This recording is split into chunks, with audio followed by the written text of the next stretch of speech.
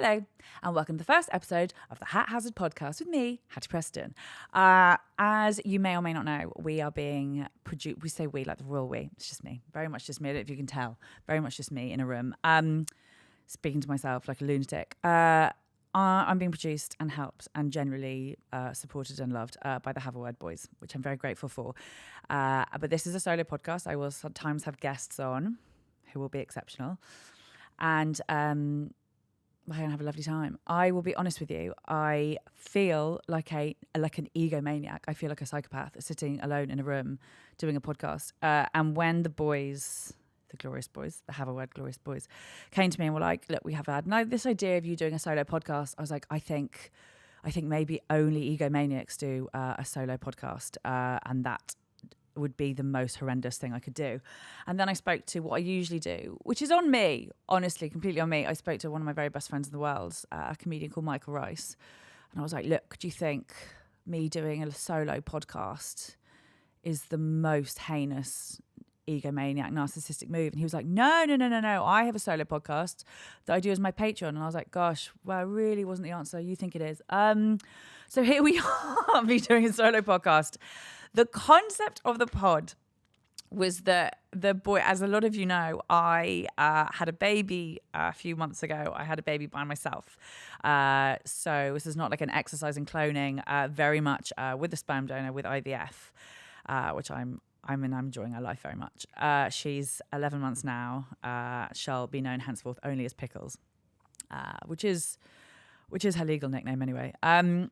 But the boys were like, I think this is a podcast, which is you talk about like your week as a single parent, like how you're finding it, how it's going. I think it would be quite funny and chaotic. Spoiler alert, it is. And he's like, and also I think cool for people to listen to. I was like, I can't actually think of anything worse than someone like me who has got to single parenting entirely through her own volition, entirely through her own like freedom and autonomy, to be sitting here spouting out about single parenting when I know there are so many people who have arrived at single parenting with a lot of like heartbreak or family meltdowns or a variety of different things. I think me sitting here being like, I'm a single parent.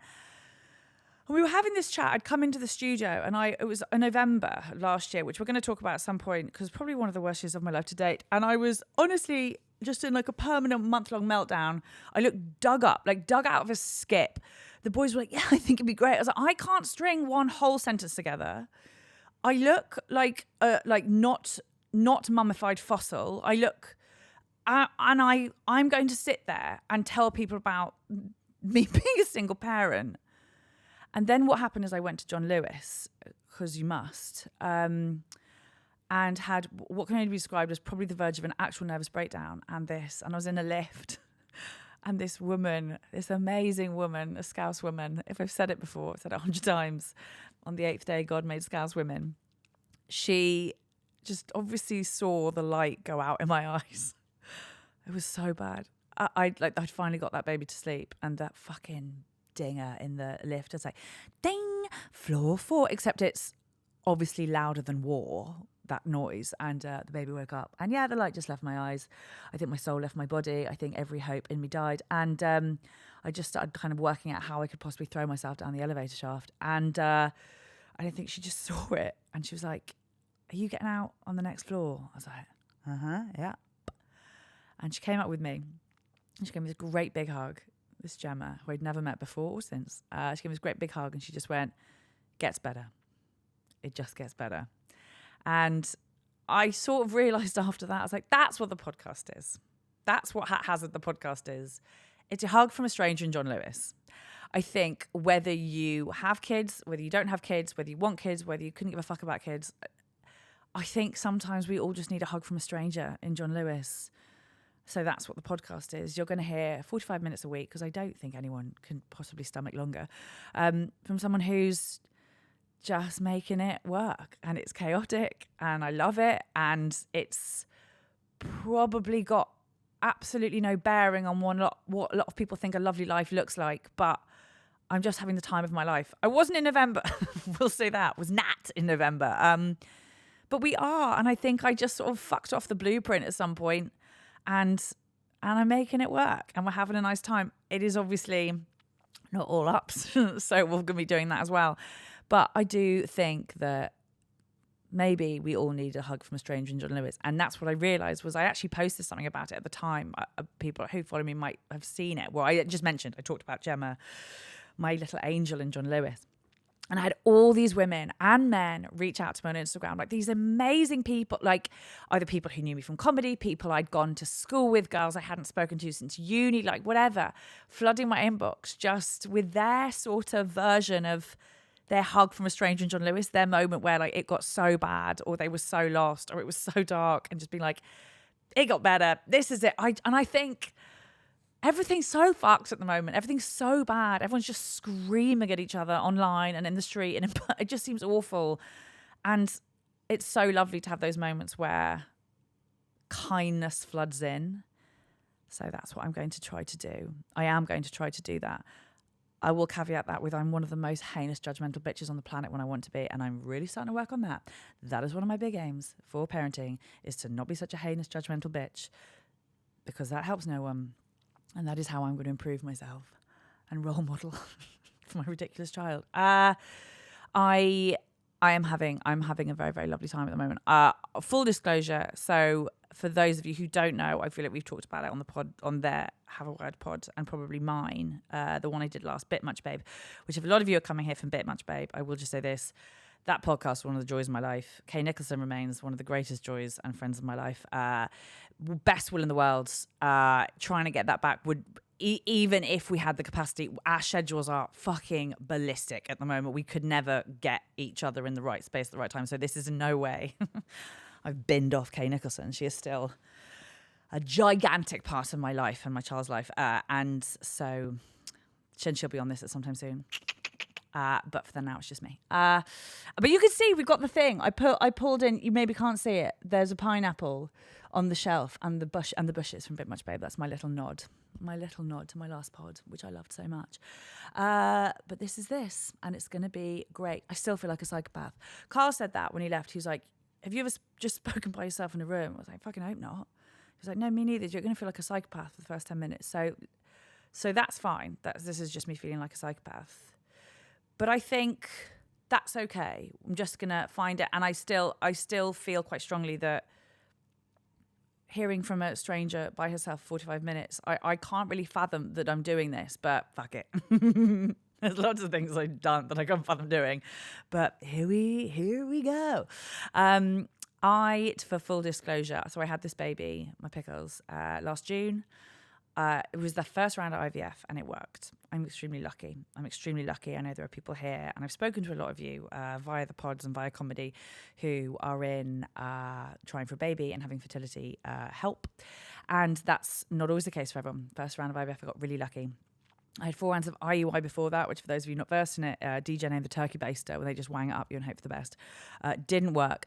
4 rounds didn't work, and I then moved to Liverpool. And a lot of what this podcast, I think, will be about, just by sort of virtue of how I roll, is I think I like to think I'm quite good at just rolling with my gut instincts. Listen, does it always end in tears? Sometimes, but sometimes it's fucking brilliant. And I had this moment after the final round didn't work. I was so miserable in London. I'm sorry, no shade to anyone who lives in London. I'm a born and bred Londoner. I can't fucking stand that city now. And I just went. I was like, the 4th round didn't work. I was miserable, and I was like, I'm just going to go. I'm going to move to Liverpool. I can actually afford to live in Liverpool. I love that city so much. And it's been the best move I've ever made. And then I got pregnant first round of IVF when I moved up here. So I still feel like there's a lot to be said for when you start doing things that maybe feel more in flow than you've been in the past. That's where all the good stuff is. That's just what I think. The blueprint is going to be something I talk about a lot. I felt when I started trying for a baby quite scared, as I'm sure a lot of people do, whether you're single or not. Actually, obviously it's different when you're single, but because I remember saying, I was like, there's no one with a life that I want. And that's not to slag off everyone I've ever met in my life, but there isn't I was like, I can't honestly look around and point to like, that's a life that I want. And I think far from finding that scary, that was quite cool, because that's brilliant. Like, it means you don't have to follow anyone. It means there's no rules anymore. And I think once I started going through what I actually wanted, really also need to pair this with accountability. This is not going to be a man slaggy offy podcast. I love one of the greatest joys of my life has been watching all these boys in comedy take care of my little girl and me, and they've just been the joys. I will say that the people I invite into my bed don't always fit that bill. So this is also on me. Maybe has to pick better. I joke about it on stage, but I really genuinely did have to think about who I was going to select for fathering duties, because I pick absolute lunatics. And I think Peter Pan boys, I think that's what I've come up with. It's the Peter Pan ones, and they're so jazzy and fun with abs, but you cannot have them in your house. You can't. And I certainly can't. Listen, there was a joke about this in my last show, Toxic Waste, which is on YouTube if anyone wants to watch it. About the last date I went on before Pickles. And the guy sat down and we were talking about, I think, the last concert he went to, so that was fun. And he mentioned that he'd been to a concert with Eminem and 50%. Yeah, you heard that. Eminem and 50%. The rapper. 50%. Anyone else in that moment would have been like, I think I probably need to leave the date. And I was like, I think maybe I'd marry him. It makes me howl now. 50%. 50%. 50%. That prolific rapper, half off. And I loved him in that moment. I loved him. And that's why I have to retire from the sport of picking men. So yeah, I'm loving our life. Now, the blueprint of this podcast is, I'm obviously older than time. Does anyone remember Zap from the 90s? There was it's not even a cartoon, live action, but it was based on a comic book, and there were all these little different squares, and every episode you'd watch like 3 or 4 of the different squares, like sections. So that's what I'm going to do. I'm going to have a bunch of different sections, and every episode I'm going to use 3 or 4 of the sections in each one. Does that make any sense? Or am I waffling? So the first bit of every episode will be Mam Solo, which is about me and doing it alone and how my week's been, or something that's come up or whatever, with the understanding that for some people that is the most deathly, earthly, dull thing that they could not think of anything worse than listening to. So if you don't want to listen to that, just swing forward. It'll be like the first 15 minutes of each episode. Just swing forward to the next bit. And then there will be Curiouser, which is a section that I feel quite strongly about.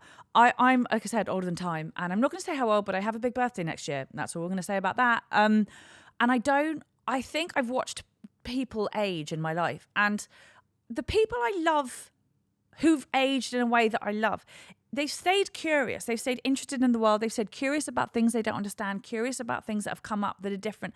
And that's something I really want to do as one of the world's most West London judgmental potential bitches. That's something I'm really working on, is just stay curious, just be interested when something comes on that feels weird and silly, and not be oh, cool. I don't think we'd politically be, I'm not going to do politics because long, but I don't think we'd be in the political state we're in if people were just curious about things they didn't understand a bit more. That's what I think. So I'm going to try and do that. And then my favourite section, Dean McCarthy from Widnes, arch nemesis of the week. And I'll get into that. That will become clear what that's about. There'll be Hatter Natter. Every now and again I'll have a guest on, which will be lovely. And then I will finish every week with a letter. And that's going to be my sections. There's a couple of others, I think, but we'll see. It's haphazard. Who knows what's going to happen? Oh, I need to explain the room. I love this room. We haven't finished the bookcase. I don't just own 2 books. Would like you to know that I own more than 2 books, but they're the ones that are here. There will be more books. My aim is to look like I own more than 2. Some of you will be listening to this, in which case you don't care, and God bless you. But this, we're really trying to make this room look good, and at the moment it looks like I've tried to show everyone that I am literate. I have more than 2 books, but we're getting there. The bookcase needs to be varnished. People have done an unbelievable job getting this ready, so I feel very lucky. But as Steve said, it's haphazard. It's growing, it's thriving, it's getting there, it's chaotic. So that's going to be my excuse whenever anything goes wrong, which it inevitably will, because I can't be trusted doing anything. I mean, I haven't pressed a single button on any of these cameras or things yet, and I'm actually not allowed to, which I think is key. It's key. And I think it down the line, like when Mercury's in retrograde and things go wrong, it will be because I've been left in charge of a button being pushed. So I won't be doing that. It's about knowing your strengths. And mine aren't buttons at all. So yes, here we go. This is in the first section, Mam Solo. I've said about how I got here, which is the first round of IVF, and I'm really, really lucky. I will also say my life will look like a nightmare for some people. It will look like a genuine, actual nightmare. But I think the single most important thing that happened to me, that's so strong. I don't mean that. Not the single most. I will say a turning point, an absolute life turning point was actually that book there, Glennon Doyle's Untamed. And I read that book, and sometimes books come along at the exact right time you need them to come along, and it did. And she has this amazing bit in there. She talks about your knowing, like a woman's knowing with a capital K. And I don't really want to gender this podcast, but I will say I think a woman's knowing / female instinct maybe in social cultural practices gets slightly more weight than men's knowing gut instinct, because I do think some of you, not all of you, don't have a very good one. I think some of you still stick your dick in crazy, and I love that. I'm obviously surrounded by male comedians. That's my bread and butter. I love these boys and watching them stick their dick in crazy on the oft. But so when I talk about knowing in the way Glennon Doyle does, I'm sort of referring to women and you boys who've got it down. And I love you for that. But she talked about the knowing. And she had this thing where she was like, it's not the cruel criticism from the people who hate us that scares us from our knowing. It's the quiet concern of the people who love us. And I remember being on the edge of deciding like I wanted to have a baby by myself. And it was exactly right. It was all the people who loved me the most in the world. It was my parents and my best mates being like, oh, about how, oh, do you think about this? And things that they didn't even mean to say, like, do you not think, there should be a dad? And, how close I am to my father. I'm so close to my dad, Big Nick. They're like, oh, but don't. And I think the biggest one that came up, and I totally understand this one, was the idea that I was giving up on falling in love. I was giving up on falling in love. I was giving up on having the big love, the big soulmate. And I was like, I don't really think it is at all. I think I recognise I haven't. I recognise I'm on a path where I'm choosing men who say things like 50%. I think about him every day. And I'm just not picking well. I'm not picking the person that should co-parent with me. That's not where I'm at. And also, I then realised, I think you've got to have an honest chat with yourself if you want a single parent. And again, I say this, some of you are out here single parenting and you didn't expect to. And there will be a whole episode about that, I promise, with someone who is the perfect person to talk to you about that. But I have to say, if you are thinking about single parenting, if you're thinking about going this alone, have a really honest chat with yourself. I love it. I really love it. We're having the best time. But it's because it is the right thing for me. I always, whenever I had pregnancy dreams when I was little, even when I was a little girl, there was never a guy. And when I look back now, I'm like, they were demented. I'd have like 17 babies. Like these were not like normal, sanitized, cool. I had like 1,000 babies. Never a man. Never, ever a bloke, ever. And I was just so excited about the fact that I got to name them and dress them. It's not how I am now, I just want to emphasize that. But there was never a bloke. And I also love, this is a big one. I really like being by myself. I remember, I'm sorry, and I know I'm not the only one for this. This is going to be really insensitive. I loved COVID. I didn't love COVID. I didn't love the illness. I loved lockdown. I loved it. I absolutely loved it. I remember thinking I'd willed it. I remember thinking, like, when it first happened, I was like, I've wished this hard enough. I'm actually the most powerful woman alive, and I've willed lockdown. I was hating comedy so much. I was hating living back in London. I just moved back from Chicago. I was so fucking miserable. I think I'd cried an entire way back on the tube the night before. And I was like, and I willed it. I willed lockdown. And I remember seeing this comedian a lot of you will know called Horatio. He's a good pal of mine. And I remember seeing him on the other side of lockdown. He like bounded up to me with all his puppy energies. Have you been? How's it been? How are you? Are you okay? And I was like, I've had the best time. I'm devastated. I'm here. I've had the best time. And he was like, why? What have you done? I was like, I just read.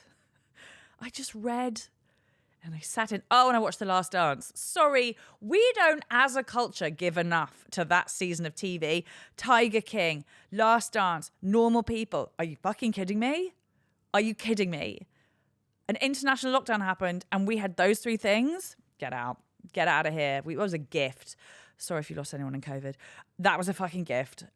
So I loved lockdown. I do love my own company. I took January off of this year because Madam needed to be sleep trained desperately. And I loved it. I don't think I saw anyone for a month. And I loved it. So I will just say that there is time alone. Obviously, single parenting, but you sort of have to love it. And I do. Problematically so. And I need to get better at that. I'm not going to sit here and say I'm this like lone trooper who's made it all work all by herself. As I said up top, I do this for a living. I do comedy. And I knew when I was trying for a baby that obviously a lot was going to rest on this community and how they dealt with me in it. And so a lot of you will know him. If you don't, you should. One of my very finest friends, Thomas Green, when I was pregnant, asked me, and he was about to go on a tour, big tour. None of us knew how big that it has since. But at the time, it was his biggest tour, definitely. And he said to me, he's like, would you be my opener? And I was like, babe, I'm pregnant. I'm going to have it. And he was like, no, it's outrageous that, he's like, when I had my baby, when his wife had their baby, he's like, my career I didn't suffer at all. He's like, I kept going as much as usual. Obviously, I took a bit of time off at the beginning to help her. But he's like, I went back to work. I was on it. He's like, it's mad that you're going to go through the same thing and not be able to work for probably the first 6 months. So he knew what that entailed. He knew that there would be a baby. She would be 3 months when we started. And he knew that when I was on stage opening for him on his biggest tour to date, he would be looking after a baby. And he did that. And he was like, every single day of yours. And I don't think I can ever quite explain what that meant, what it has meant, what it still means, because we're still on tour. Because obviously what happened in the meantime was Thomas exploded. And we've now extended this tour into I think 2042. I at last count, we're going forever. I'm on tour with Thomas Green forever. She'll be 20 years old by then, I assume. So it's been unbelievable. And this is a boy, I really can't stress that enough. And I sort of didn't realize it until we got on tour, what it meant for him. I did, but it's a massive tour. These are venues he's doing huge venues now that he's never done before, all by himself. And for that 20 minutes before he goes on stage, he is not doing what any other comedian in their right mind would do, which is doing his set list, sorting himself out, getting a bit of food in, having a drink, calming down. He is dealing with a screaming, sometimes tiny baby Viking. And it's been unbelievable. He's been unbelievable. It's not just him. Adam Rowe had me back on his shows when she was 5 weeks, and we have some of the most hilarious pictures in the world of various different people just trying to get her to sleep by the bins. I mean, so much so that I remember going out with a group of the mums when I think the babies were 6 weeks old, maybe a bit older. And one of the mums, who's so lovely, was like, has anyone taken their baby into a shop yet? I was like, oh God. I was like, my baby finally fell asleep by the bins at Frog and Bucket the other night. At one point she was lying on the floor of the frog, obviously on a rug, but lying on the floor of this club down south. And I was like, 100% there's been cocaine on this floor. Honestly, and I'm saying this up front because I don't want you to think that I'm here patting myself on the back being like, oh, look at this exemplary mummy. It's been fucking mayhem. But it's been my mayhem. It's been our mayhem. It's been the mayhem of our own making. And we're both sort of loving it, again, with the caveat of November, which we're going to talk about in the next episode. But I wanted us to at least have one episode which was cool and upbeat and positive before I talked about the crushing devastation of November. I mentioned it just then, but I do. That was all just to say there's very few women who could have ever been more supported than I've been by my comedy peers. It's been one of the greatest joys of my life. Everyone has just been remarkable. I mean, I think There was a gig we did with Adam at the Comedy Store, which again is still a big room for me. I'm not at the Comedy Store. I'm not booked in the Comedy Store. It's still a big gig for me. And so Pickles was with me. And before I went on, Adam just took her off, like happy as Larry. This is our Adam Rowe. And when I came off, she was just grinning at him. And I think he was talking through the Liverpool game in Istanbul, just giving her like a blow account. Obviously, on principle, I'm livid, but it worked. I mean, Rob Thomas singing her football songs. People I would never have expected, other people who I didn't know particularly well, just being so utterly joyous and utterly generous and compassionate. So I'm very lucky. The judgmental thing, where I've really caught myself was, and the boys can back this up, other mums. I rejected all the new mum groups. I rejected all the like mum friends. I was like, this looks like a genuine circle of fucking hell. This looks awful. I remember being out with the boys. We were at Nando's once because we know how to live. And this like platoon of like 6 or 7 women in buggies came in. And I was like, that's my nightmare. That's it. That's my nightmare. That's my whole full nightmare. Just being now part of some sort of gaggle of hormonal, gapey women, leaky women. And so much so, I will say in my defense, I had a fucking terrible time of pregnancy yoga. I did pregnancy yoga. And I will say this, I thought it was going to be more yoga and less whinging. There was a lot of whinging. And I really struggled with that. There was a lot of whinging by women who I think whinge anyway. And we didn't do much yoga. And one time a woman farted and I sort of never really got over it. And also the woman running the class spelt her name wrong. And that's something we don't talk about enough. When people with normal names spell their name wrong. Like I saw something on Facebook the other day called Katie. She was Kaytee. Nope. You spelt your name wrong. Your parents had like one early job. This woman spelled her name wrong, so I already hated it. And then everyone whinged. And they did that annoying thing where they predict hell. So I was there having a lovely time. Again, I had a lovely pregnancy. I'm very sorry. I know not everyone's in that boat. I had a lovely time. Except for the one time that one of the male comedians ordered a plate of pork crackling into the green room. It was Christmas time. And his dinner was a plate of pork crackling. I was like 3 months pregnant. I nearly vomited on all of them. I was like, what are you out? At what planet? A plate of... Anyway, he'll be dead in a few years. That's fine. But the women thing... And then I did this class. My friend said to me, she's like, look, just try. Sorry, I was talking about, I'm losing it. Haphazard. I haven't actually got ADHD, but I'm doing a very good job of pretending I have. The pregnancy yoga thing was I'd be sat there going, I'm having a lovely time. Everything's great. Like my body feels good. I'm working out loads and it feels like it's coming with me. And they'd be like, oh, just wait. Oh, just wait. Oh God. Oh, wait. Oh, she has no idea yet. Wait, what's coming? And I was like, oh, do you know what? Actually, fuck you all. You don't get to predict hell for women. Because actually, I had a lovely time right to the very end. So, Yabu, sucks to be you. But that was my one. I hated it. Very little yoga, maximum whinging. So I started, and my friend was like, look, just try this group. And it was one of those, it wasn't NCT, but it was a bit like that. Where women and their partners, by the way, all get together and learn about babies. I'd obviously been a nanny for 10 years. So I still feel like I came to it with a bit of an unfair advantage. And I still think that. I do think those of us who did a lot of childcare beforehand professionally, we used to call me a street nanny because I wasn't actually trained, had no qualifications. But nonetheless, I had a lot of experience with little tiny babies and children. And so I did this class thinking I would hate it. And one of the girls the other day even remembered it was the first day and they sent the WhatsApp. They sent the phone round being like, look, join the WhatsApp group. And I literally went, no, passed it on to the next one. She was like, wow, what a strong first class for you.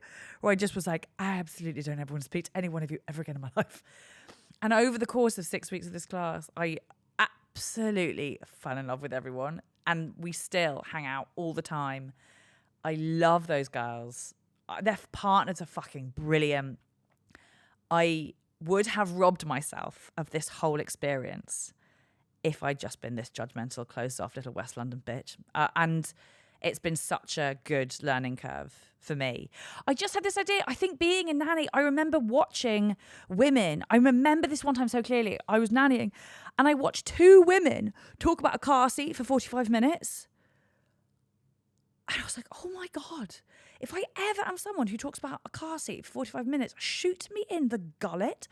And I think actually that's what puts a lot of people off having kids, is they watch their mates, like their sparkling, funny, intelligent, cool mates, suddenly sitting there nursing an appetizer and talking about some like Instagram boutique shop where they sell vegan teething rings. Like, I think it's on us. In the same way I really appreciated when people make relationships look fun. I think it's on us to not completely fucking lose ourselves to this thing. And that's a lot easier said than done. It's a lot easier said than done. But I think what I really relish and love about the group of girls I've now got in my life is, obviously when we meet up, you do the first 10 minutes of, you know, talking about whose nipple's about to fall off. And then you do the second, is just all about like books we've read, or like where they've gone out, or like a band they've just seen, or their careers. And I love them for that. I cannot express to you how much I love them for that. And I've been really lucky with those girls. But fuck me, some parents are dull. I think that's where I don't keep them around. But some parents are fucking dull. If you are on the fence about having kids and it's because your mates have got dull, just sack them off, I reckon. I don't know what you do, but I totally know where you are. I do know where you are, because fuck me. But I think we know it. I think that's when girls get really in their own head. They're like, oh, am I boring now? And you're like, no, you're still so sparkling, wonderful in there. You just, maybe every now and again have to remind yourself to like stop talking about bibs. Maybe just stop talking about bibs, I think, is it? The bit I will say I'm struggling with at the moment, and I don't know if I should because it's probably a bit insensitive.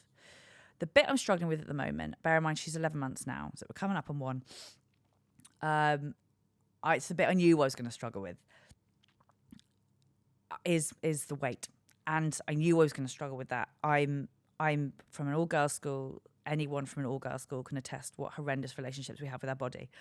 And I knew I would struggle with the bit where I loved being pregnant, I think, because there was an excuse and a reason that I had these like big boobs and I was this big full figure and I've never felt sexier in my life. And I think it's because I was so proud of my body and I was so proud of it getting bigger, and I was so proud of it growing and so sort of in awe of it growing as someone who tried for a baby for quite a while, that there was this new infusion of like love for my body and myself that I never really had, because I think girls' school strips you of that. At least it certainly did in the noughties. But I knew on the other side when I didn't have an excuse and I wasn't breastfeeding anymore or whatever. And I have found myself struggling with it recently. And again, I know I'm someone who naturally leans towards being quite lean. So I really don't want to piss anyone off with this, but I'm so annoyed with myself. I'm really annoyed with myself about how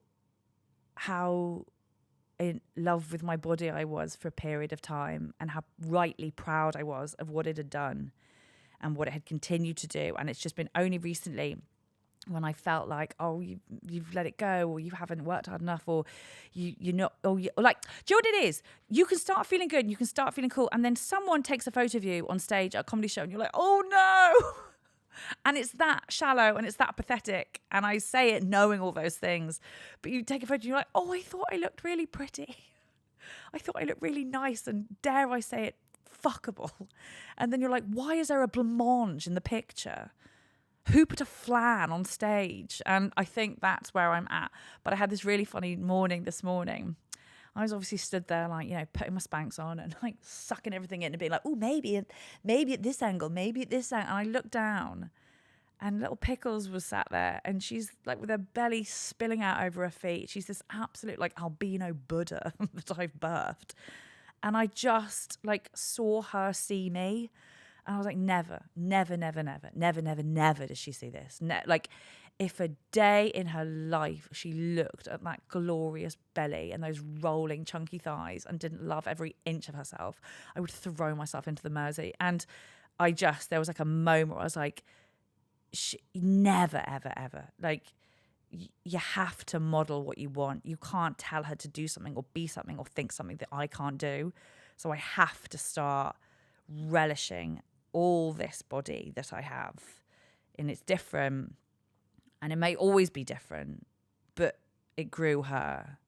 And I say this, I think, because I think there's a lot of women who wear, my mum group, who I love already, we're all being so good about like being healthy, but I will say healthy, not skinny. They're brilliant for that. They're like, let's go on this run, let's do this class, this would be good, maybe what, like, they're all about that.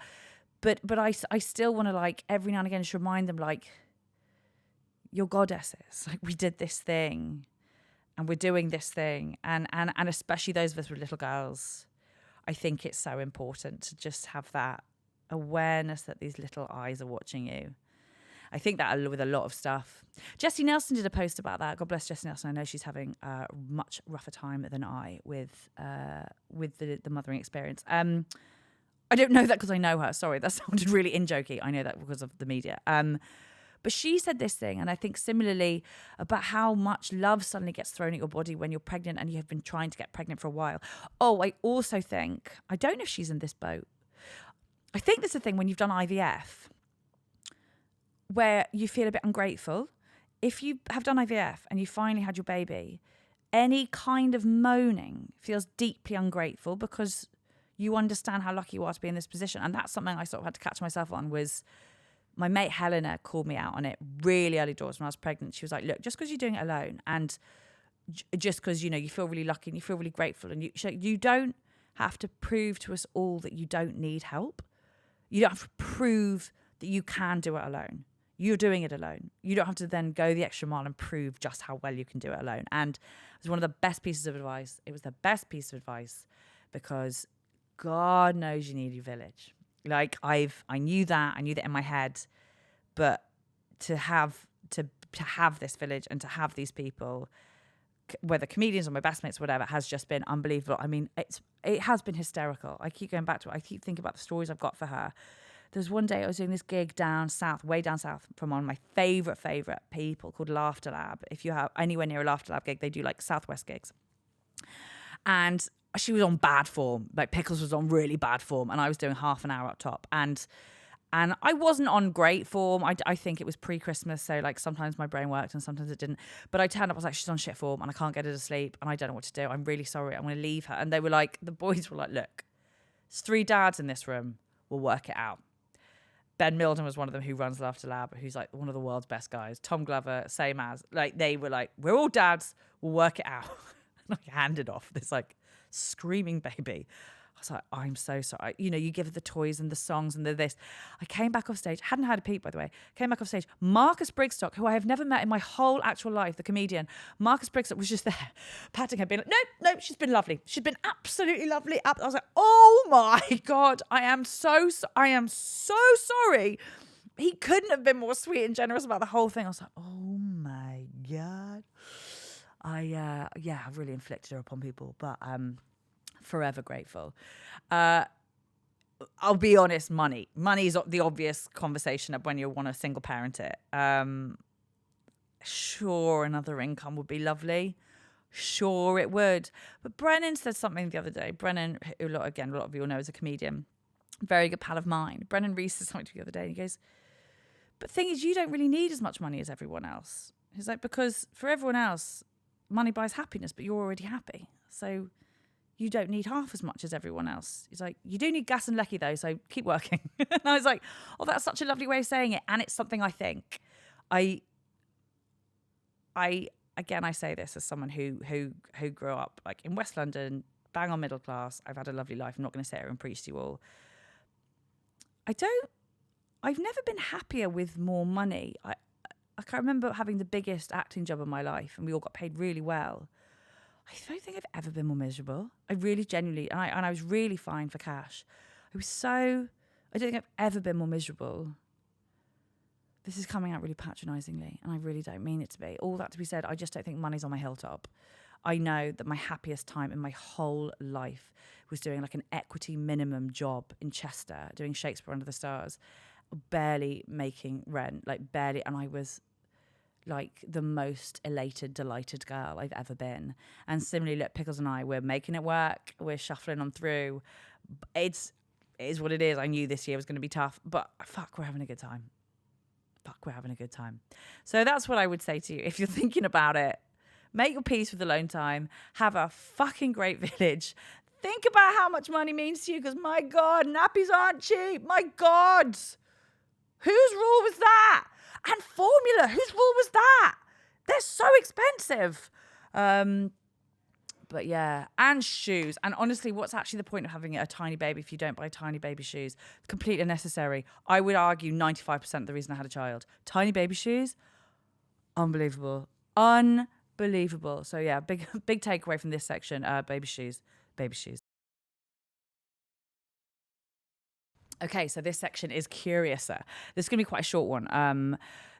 So can I just double check something? I had no idea about this. Granted, oh my gosh, I've lost the cushion. Oh God, we really thought about this cushion. I've missed this. You might all be like, Hattie, this is the most stupid section because we all knew this. And I probably sound like the oldest woman alive. Can we all did everyone know that Facebook poking had come back?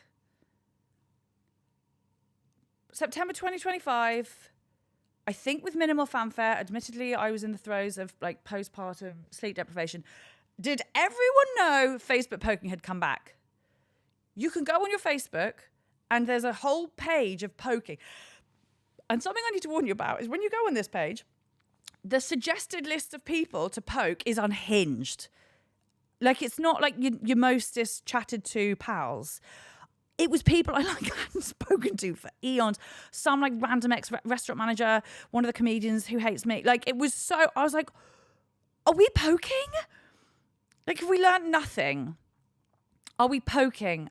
Can I please, you know what I would like? I speak as a single person. What I would like is more ways to non-committally communicate with people. That's what I'd like. I'd like more ways to overthink non-conversation.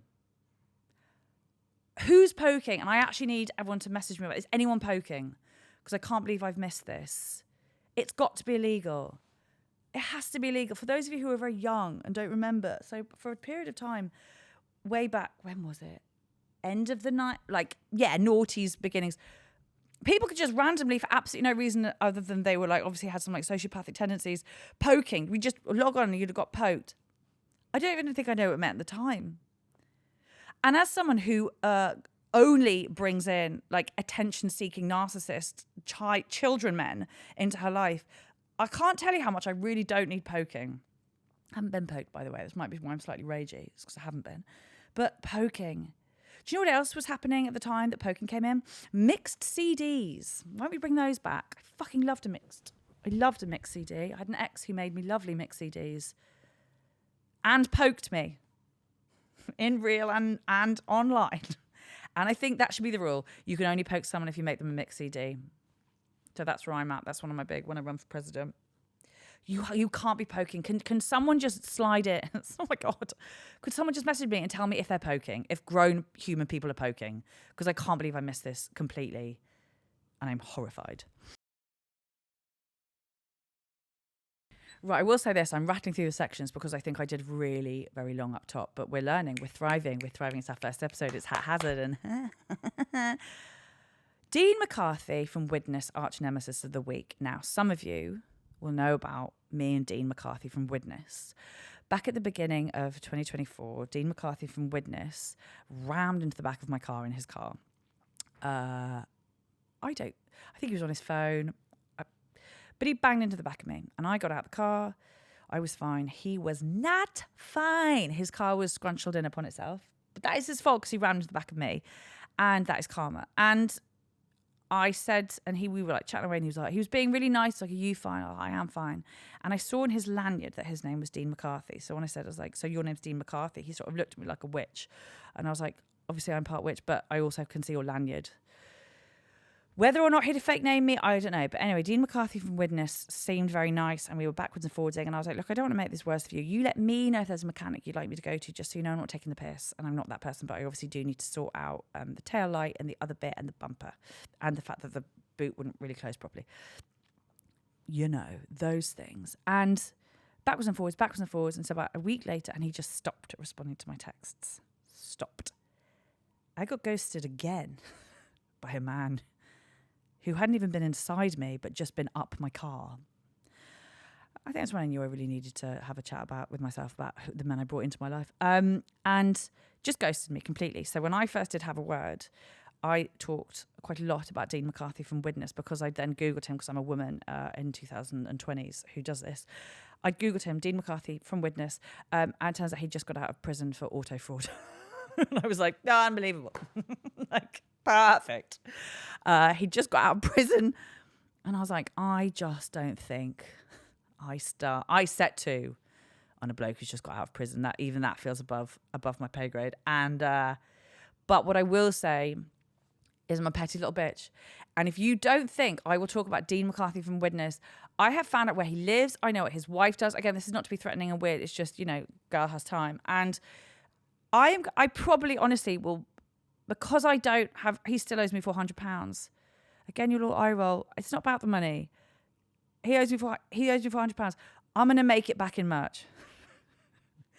I'm going to, when I have my first Netflix special, I'm going to call it Dean McCarthy from Witness. Watch me.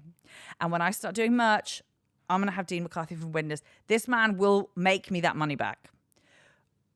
Whether indirectly or directly, the best part about Dean McCarthy from Witness is that when I talked about him on Have a Word, I got so many messages from people who knew him. And they were like, he's such a shit lad. One of them, and I'm sorry, this is why I absolutely love men the most in the world. One was like, and he's fucking shit at rugby. I was like, yes, the important stuff. Dean McCarthy from Witness, really bad at rugby. And apparently there was one mate who messaged me, I presume not a great mate of his, who was like, yeah, he one time messaged everyone in the group, like round one by one, asking for 20 quid. Everyone got given a different reason. One was like, can I get my wife and kids home from the hospital for £20? And just kept asking people for £20 apropos of absolutely nothing. And I was like, right, I'm realistically never going to get this £400 back, am I? Until now. I don't know, give me like 3 weeks and I reckon I'll have Dean McCarthy from Witnesses merch up and running because I'm a petty little bitch and I am trying to be nicer and I am trying to set a good example for my daughter. But if you don't think that I will hold on to this for the rest of my life in some form or another, you're wildly mistaken. AKA this podcast, this section will always be called Dean McCarthy from Witness, Arch Nemesis of the Week. So every week I'll have a different Arch Nemesis who'll win the Dean McCarthy from Witness trophy. This week, it's a gentleman in the playground who was playing a bongo drum. I'll give you a minute with that. Important that I add he was white and he was wearing school shooter glasses. A white man with a singular bongo playing the bongo in the playground. I just think white men are having a really bad time. I looked around. I didn't know which child was his, if a child was his. I don't know what the better version is, whether he's just like a lone man who came to play the bongo to the absolute non-delight of the children and adults in the playground, or whether he has a child in the playground. He took out a bongo drum. If my dad, oh my God, I can't, and I couldn't tell if any child was with him, but then I was like, yeah, no shit, like, you wouldn't go anywhere near him. If that was your dad playing the bongo drum in the playground, you'd go nowhere near him. You'd like hide in a bush.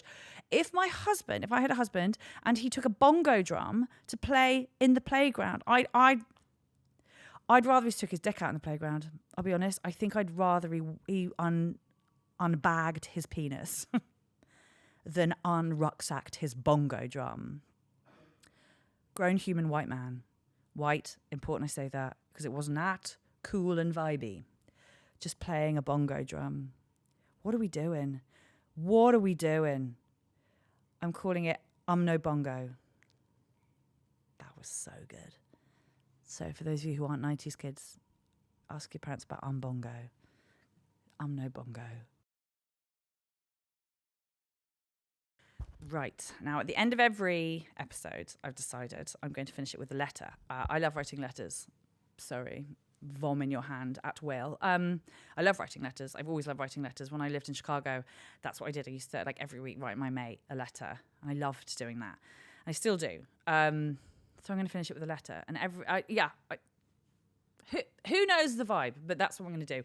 And this one, I was really not sure about doing, but I wanted it. I figure if your first episode of a podcast where you frankly don't know what the fuck you're doing or whether it's going to work or whether it's what anyone wants, all you can do is just set your stall up and be like, this is who I am. This is what it's going to be. If you like it, you like it. If it isn't, it isn't. Because the worst thing I think is if I did something really disingenuous and then either everyone did like it and I had to do that forever, or they didn't like it and I was like, oh, I didn't even do what I like. I'd really kick myself. So I'm going to do this. Now, for a lot of you who might have watched my last show, I say a lot of you, it was the smallest tour in the world, but I loved all of you who came. I have this bit at the end about my tiny Irish goddaughter. Now, she's very special. She's a very special little girl in my life. And when I was trying for a baby, she didn't know. She was so little then. She was about 4. When I was trying and it wasn't working, I was looking after her quite a lot because her mother, Pickles is now godmother actually, had just had a little baby. And so I was with her quite a lot. And we were at this soft play one time. And I do think, again, without descending into like really boring, lazy Irish stereotypes, I do think at least the Irish people in my life are quite magic. Like they have sort of this like magical strand that threads through them. And she's no exception. And she turned around to me, she was 4, I think. And she's like, Hattie, do you want a baby? And I was like, obviously you're like, ooh. And I was like, yeah, I do. I really do. But listen, you have to be so lucky to have a baby, and you just have to hope really hard and wait really patiently because you never know when you're going to get a baby and if you're going to get a baby. So all you can really do is just hope. I think that was the right thing to, And she turned around, she goes to me, she goes, Hattie, I think your baby's just still in the stars deciding who it wants its mummy to be. I was like, oh my God. Right, well, Hattie's going to burst into tears at a soft play and have to be taken out. But after that, it really sat with me that, and I realised that in trying and failing to have a baby and feeling so like powerless and feeling like you can't do anything. Like that's the worst bit. You can't, science is there, the doctors are being great, the nurse, you're doing everything. You can't, fertility treatment is like where science meets magic. There's only so much you can do. And so I decided, I was like, right, well, the one thing I can do is like a pitch, right? Like when people get married, they stand up there and they go what they promised to do, who they promised to be, and how they promised to love that person. And I was like, as someone who probably won't get married, I just think that by myself, but I should make some promises. That's what I should do, and be honest about what I can really offer this baby.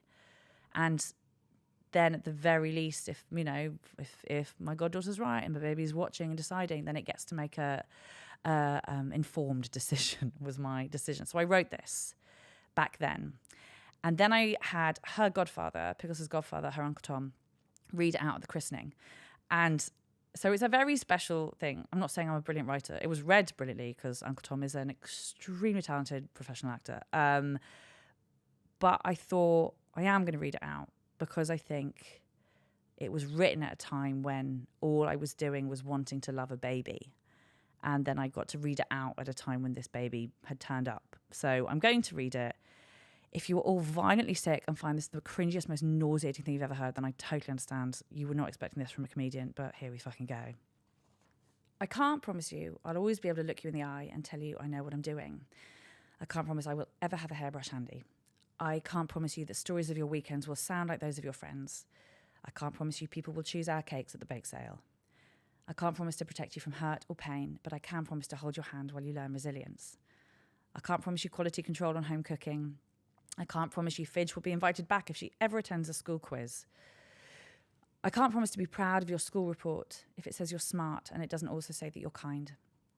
I can't promise you won't be in sun cream in March.